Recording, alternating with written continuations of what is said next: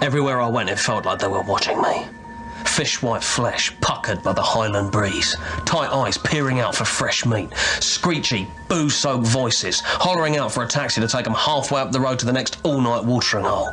A shatter of glass, a round of applause, a 16-year-old mother of three vomiting in an open sewer, bairns looking on, chewing on potato cakes. I ain't never going back. Not never. My aunt lives in Scotland. She says it's quite nice. Well, she's wrong.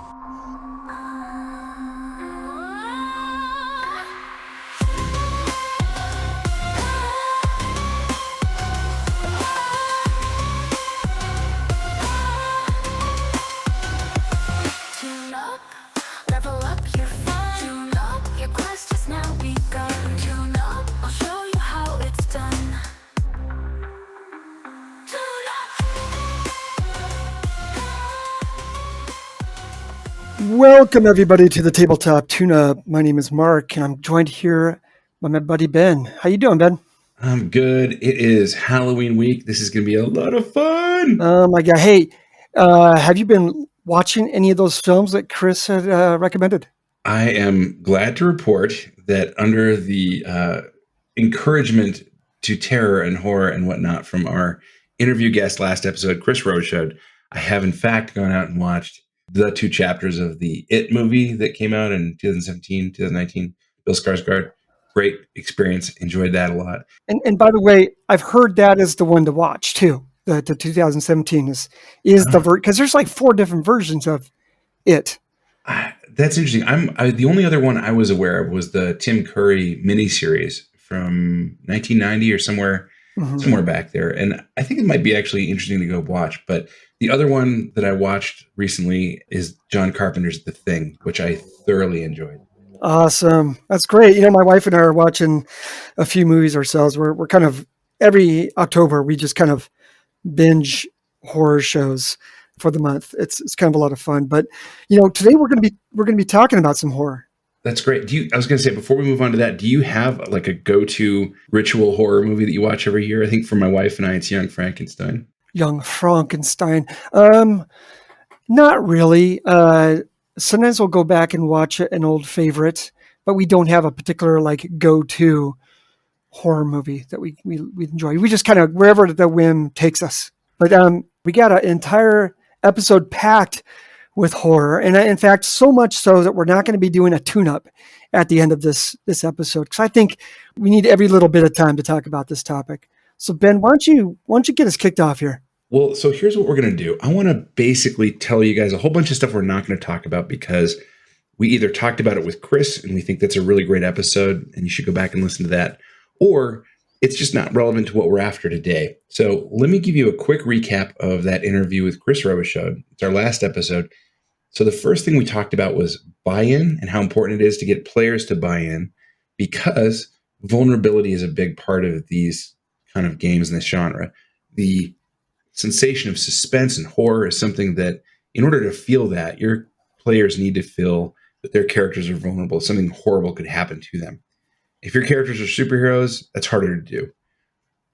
One of the things we also talked about with Chris was red herrings and misdirects and all the fun little things you can do to use that toolbox that we have as GMs and get the players not quite knowing what's going on, help them get disoriented. This episode, we're going to talk about a number of different things we can do to help your players feel that vulnerability and to feel that suspense. We'll talk a little bit more about limited information. We'll talk about splitting the party. We'll talk about how to make even powerful players feel vulnerable because you're threatening somebody else, maybe. The last thing I'll say before I hand it back to Mark here is horror is something that's different from a monster flick or a creature feature. You can have a game where you include vampires and werewolves and aliens and all those kinds of things.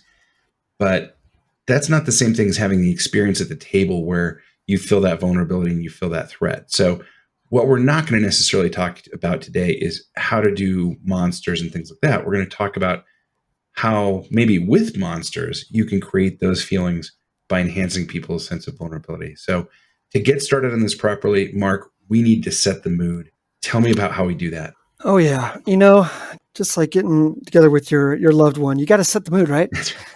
A little music, little candles. Is that the idea? Yeah, exactly. We're gonna set the mood for this horror game.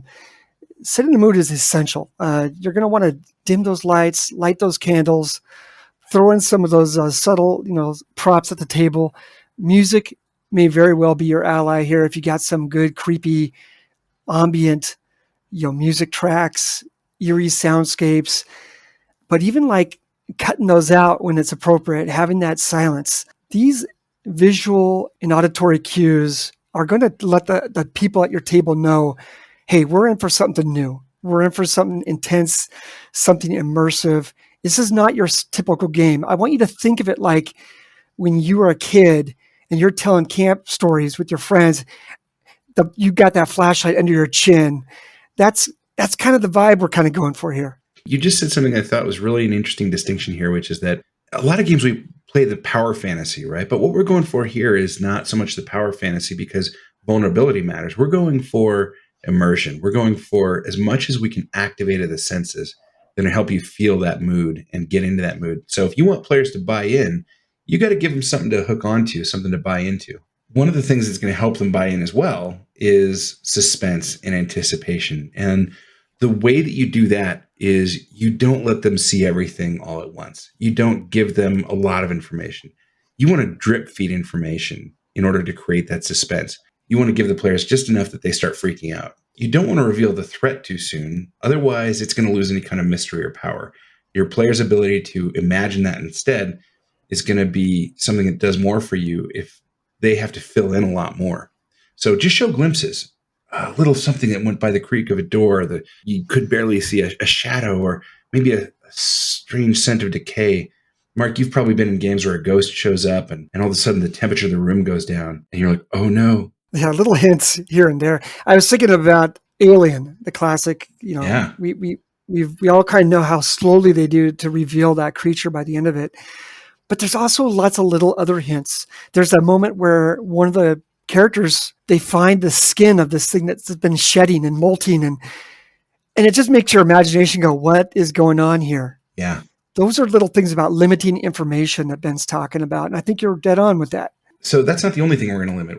We want to limit their time. I don't want my players to sit there and linger and plot and plan. Strategic planning is a big part of RPGs. But horror games, they're just a different beast. We need them to be kind of more impulsive. We need them to be more reactionary.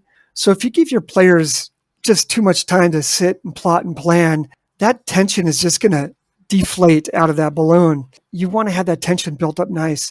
So keep a firm hand on the pacing. Planning is a kind of control, and you don't want the players to feel in control. Mm-hmm. You want the players to be reacting, as you say, not proactively getting through this. So like the longer they want to sit and plot and think about things, that means the creature is that much closer to the door that they're safely behind. We're going to limit that time. We're going to keep things going. We want them to be short bursts between encounters. We want them to act quickly. We want their hearts to be beating rapidly. I love that the one of the things you're doing is when you want to limit time, if they start to take extra time, you're going to make it cost something. Yeah, I exactly. think that's a great strategy. Well, so the other thing to do in terms of also making things move faster, things tend to slow down when we actually start rolling dice and we get into structured time and things like that. So one of the things to do here is to think about dice in a different way. Dice in this kind of a game have to serve mood. They've got to be there to essentially create tension. So you remember, Mark, the rule of cool, right? Oh, yeah. So the rule of cool is when, we might not do dice rolls because it doesn't even matter. We want that cool thing that the player came up with to happen. Well, horror has a different version of this where you want the dice to serve anticipation and suspense. Maybe you won't have the players roll something that they normally would roll because that's not what's important in this kind of game. I don't necessarily want them to roll a normal pick locks roll or something like that. I want them to roll in those moments where if they don't get this right, there's a consequence. So that dice is like it's like an icebreaker. It is a resolution of all this tension you're building up. Does that sound about appropriate? Yeah, it's the thing you do to release this and resolve something. think about what would happen if you had dice that were used for all the normal things everybody uses them for. You'd be pretty much letting the tension out of your game because people would, again, they'd feel in control. They'd feel like the dice were there to support them. And what you want to do is you want to make the dice feel like they are there to decide whether things get bad or worse. Yeah. Yeah. That's great. On that note, and I 100% agree. I think the dice are they can just really amp up your game if you use them properly. So let's talk real quick about being in the moment, because horror games, like we said earlier, we want them to be reactionary. We want them to be like on their toes. So as a game master, you need to stay present in the story. You need to react to the player's decisions, and you need to maintain that tension. It requires nimbleness on the part of the GM. You're going to be reacting to their fears, their emotions, and you're going to be doing this in real time. We don't want to get bogged down by mechanics. We don't want to get bogged down by dice. We want to focus on them, what they're feeling, what their emotions are, and we want to try to pace ourselves to kind of what's going on with them. You remember last week, Chris talked about how horror has a sense in which it's on rails, but then also a sense in which it's very much more improvisational. Yeah. And so that bit about kind of being on rails is the sense of inevitability that these things are going to come get you, right? Yeah. But the improvisational part is what I think part of what you're talking about here. It's like, because you're trying to create a feeling in the players, right? It's less about, can I hit all the narrative marks I need to hit? It's rather, can I make these people feel scared? Yeah. Can I hit the emotional marks that I'm trying to hit? That's a really great way of putting it. Well, I think we need to go to the table, and we need to show at the table kind of what this might look like and what this might feel like. So, Ben, let's make our way over to the table. All right, let's see what happens. The ship groans, metal twisting somewhere deep within its hollowed guts. Sparks flicker overhead, casting shadows down the length of the narrow corridor. The two of you, Case and Ceres, stumble forward. Your lungs are heaving, gasping for air. Every step is slower than the last as the atmosphere leaves. Behind you, you hear it. Something. It's a sound that's too jagged, too visceral to be anything mechanical. It's a kind of scraping punctuated by a slithering hiss. You round the corner, and there you see, with relief, salvation. But wait. There's 4 escape pods lining the wall, but you realize your chances are grim. The first 3 pods are gone, and there's nothing but a blinking red light where they were docked. Now the 4th one has got a steady blue light, but as you get closer, you see that there's no hope in that either. Through the narrow viewport, you can look out and see the interior of the pod, a warped, twisted seat, straps shredded, and beyond that, the endless void of space, where the back half of the pod should be. The jagged remains of the pod are drifting in open space, and there's tendrils of debris caught in orbit around the ruin. It's docked, but it's destroyed. Your eyes flick back down the corridor. The monster's shuffling scrape echoes closer. The sickening smell of charred flesh from the accident and the stale recycled air is thick in your nostrils. There's only one place left to go. There's a hatch at the end of the hall. And as you haul it open, your heart plummeting, and you see what lies beyond. Nothing. You glance at the storage room. Walls with shelves stocked with metal crates and tangled cables, lit by the faint blinking emergency lights. It's a dead end, though. The walls are pressing in on you. It's a claustrophobic trap. The door of the storage room will buy you time, but maybe not much else. What would you like to do? Oh, well, first thing I'm going to do is slam that hatch shut and wedge myself in against it. All right. And Ceres? I got to look around. Is there anything in these crates, these shelves? What do I see? Okay, so the maintenance room is basically about a 10 by 10 room, and it seems to close in around you with a faint hum of distant machinery. You can feel the shudders of the engines giving through the hole. Shadows are clinging to the shelves that line every wall, stacked with cleaning agents, various tools, water packs. It's kind of a utility space with mops and brooms and a couple of tools. There's a faint whir that draws your eye to a service vent that's about 10 feet up. It's got a grated cover that's corroded and slick with dust and maybe something else. This is the moment where, as you're bracing yourself, Case, the metal door begins to shudder violently. Bang! And you can feel the impact in your back. Bang! It hits again, and there's a kind of a relentless assault as you can feel this scratching on the other side of it. Teeth and claws are working on this door. Your hands are pressing harder, white-knuckled, and you can feel each blow bang through your bones as you strain to hold it shut. Only your weight and pressure are between survival and whatever that thing is. Is this like a submarine hatch? Like I can spin a lock on it? Like, is it really tough? It's an interior bulkhead, so it's probably not even as strong as the shells, the escape pods you saw shredded. You might not have a lot of time. Player 2, what are you doing? Well, I'm going to be looking around with these crates and everything. Could I build a little staircase up to that vent that I saw? Yeah, so you could pull some of the shelves together and you start scrambling up toward the vent, and your hands are kind of slick with sweat and a bit of blood from the last teammate you lost, and you're fumbling around with this worn screwdriver. Each time you kind of work with this thing through that corrosion, this is a reminder that there's so little time available. And then the vent cover finally clatters loose. You manage to squeeze into that shadowed cavity, and there's a cold, cramped space in there that could swallow you whole as you vanish into the ship's underbelly. As you look down, you see Case is braced against the bulkhead door. His every sinew is straining to hold back the thing on the other side that's trying to claw his way through, and you can see already his boots are starting to slip against that slick floor. The metal is groaning under his weight, and cracks are splintering through the alloy. The creature's appendages are banging incessantly on the other side of that door, relentlessly trying to get through. And you know that without him, it's going to shatter. If this thing outside comes into this room, there's a slim chance at life. But this vent gives you a slim chance at life. I'm going to spin around. I'll put my legs into the cavity and kind of brace my legs against the backside of the wall. But then I'm going to reach out and shout to Case to take my hand. All right, you guys, it's time to roll some dice. Let's talk about what we just saw and what we just heard. This creature was coming at them, put them in a really tough position where there really was some tough choices to be made there. We didn't give them a lot of time to plot and plan. Creature was right on their back. In that description, there's a pretty heavy narrative description that moved them into that whole maintenance room area. We didn't spend a lot of time going like, hey, what do you want to do? Here's what you see around you. And part of this could be the podcast that we're trying to just get this scenario out there for you guys to hear. But also, like when you're playing these types of games, you want to be quick with your descriptions and you want to be on the spot and move them fast, particularly if the speed of which that creature is coming at them warrants you to kind of move quickly.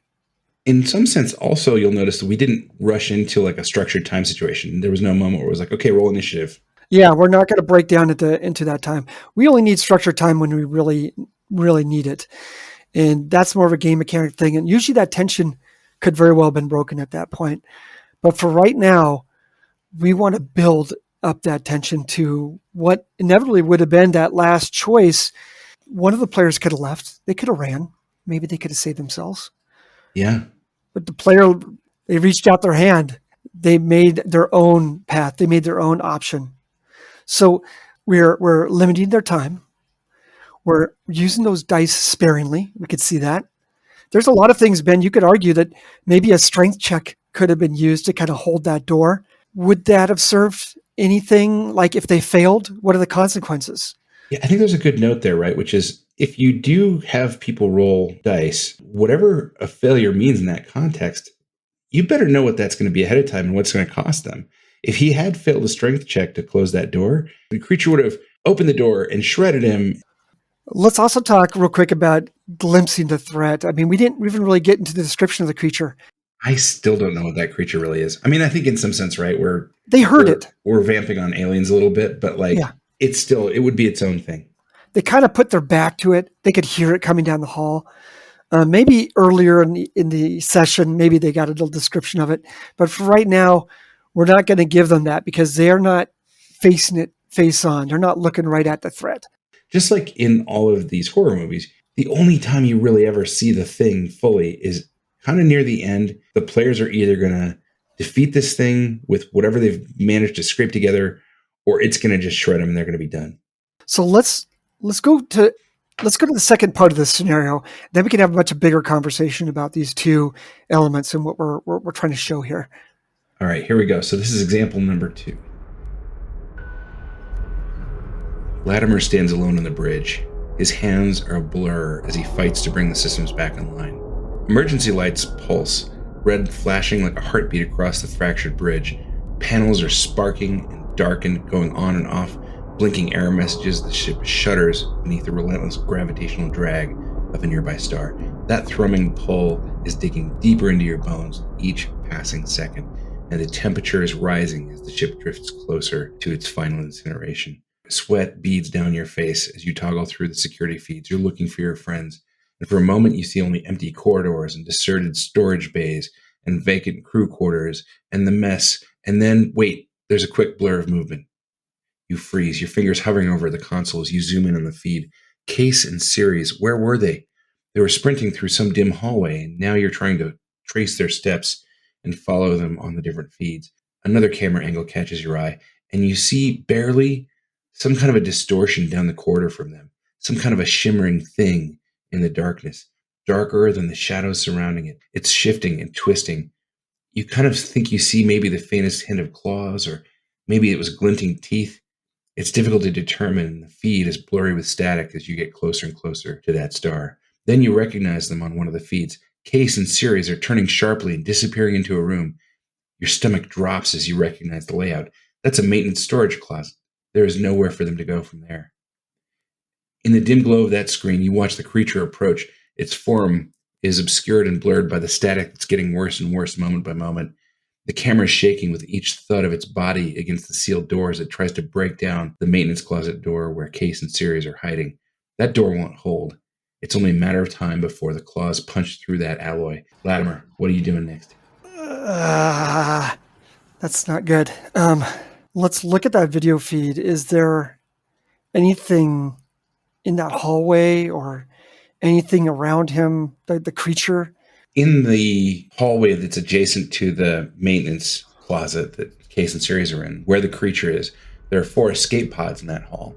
3 of those, you can see the red lights that indicate that those have been launched and those are sealed. There's a 4th pod, but then you kind of notice on the exterior feed as you're looking at the hull of the ship that the front of that pod has been affixed to the portal, but the rear half is torn open in tatters, exposed to the vacuum. So much for trying to lead him there. The 4th light has the green light on, right? The blue light, yeah, that's right. That says that it's still something you can manipulate. So it still thinks it's engaged. It still thinks it has a pod there. Could I open the door from here? Well, let's roll some dice and find out. All right, welcome back. That was something. Wow. Okay, we don't know how that's going to be resolved, but the dice, of course, do. Yeah. That's a dice roll that I would be dreading. Yeah, if you get that wrong, I mean, think about how you could complicate things from there as a GM, right? Maybe you do vent the creature out into space, but that creature shredded that door, and that door gives way. And now Case and Series are going to get drawn back into that space, and maybe they're going to get vented out into space too if we're not careful. I mean, there's a lot of ways you can go with this, but look at how pivotal that dice was. It just felt like the weight of the game was right there. And that's an exciting place to be for a horror game. One thing I do want to mention that I thought you did really well is in your description, you didn't really show a whole lot of that creature. Even on that second scenario, the monitor is fuzzy, it's blurry. So you can kind of imagine in your head the scene really well. It paints a picture. Looking at the big picture on both of these exercises, really what we're trying to do is we're trying to help the players feel vulnerability. In this second one, on the bridge of that ship, you feel helpless. There's very little you can do. Yeah, we split the party, but we need to give that person who's split from the group something to do. We can't just let them not be actors in this story. Well, and just like a good horror movie, there's the opportunity for you as a GM, right when there's a key moment of pivotal something, what's going to happen? And then, all right, let's go over to the other person. And then they have to sit there in that suspense. Exactly. Now they're waiting. What? I haven't rolled my dice yet, or maybe the results of that dice roll they rolled, they don't know what that is. Roll a 12. Is that good? I don't know. Exactly. Let's talk real quick about splitting the party, because this is an important trope of horror games. Anybody who's watched Scooby-Doo know that they split up right away. It's considered kind of taboo in RPGs, right? But like in horror games, it's a trope, and we need to embrace it. It's a gold mine for tension. You just want to do it smartly. You want to give them something to do. If a character is going to go down in that basement to turn on that power, the other player might have to be upstairs in case, the jukebox comes on and they got to turn that thing off. You got to make sure when you're splitting the party that there's a reason why. in general, the reason you don't split parties when you're playing normal adventure or fantasy kind of stuff, right, is because as a GM, it's a pain to try to manage two different groups doing who knows what at the same time. As players, you know that you don't want to get isolated. You're more powerful as a group. Well, as a GM in a horror game, you don't want the players feeling powerful. Also, you have some extra great effects you can get when players are split up and they don't know what each other are doing. They can't coordinate their actions together, and they may end up complicating each other's situations by that separation. Hey, one other thing, Ben, too, I do want to touch on. You might think, oh, the GM's maybe talking too much. Maybe he's being too descriptive. This is a horror game. You're a storyteller. We are telling campfire stories. You want to be as verbose, as detailed as you can with your descriptions, and you want to get that in return from your players. You want them to give something similar back to you. Yeah, I think there's a really good note here about that kind of shared buy-in that we have. In this case, it's different from a lot of other games we play where we're playing heroes who always triumph over evil. Here, the thing that we've all semi-agreed to is that you players, if you survive this thing, it's going to be by the skin of your teeth. I, as a GM, what I'm going to do is I'm going to try to give you this suspenseful experience. I'm going to do everything I can to help you feel that immersion. And in return, I need you as players to play into that, to express yourself emotionally in ways that seem authentic to the fear that we're trying to create. Right on, Ben. I think that's 100% right there. Well, I'll tell you what, this episode for me led to some fun results, Ben. So I love talking about horror games. I love running horror games. And I hope you guys get some inspiration and you run a horror game of your own. And if you do, I want to hear about it. Could you please send us the email at tabletoptuneup@gmail.com or leave a message on the YouTubes. We want to hear from you. We want to see how your experience has been with the horror game. Yeah, highly rewarding if you've ever loved telling, as Mark says, those campfire stories that chill the blood. Okay, well, I think that's our episode for this week. Till next time, keep those dice rolling.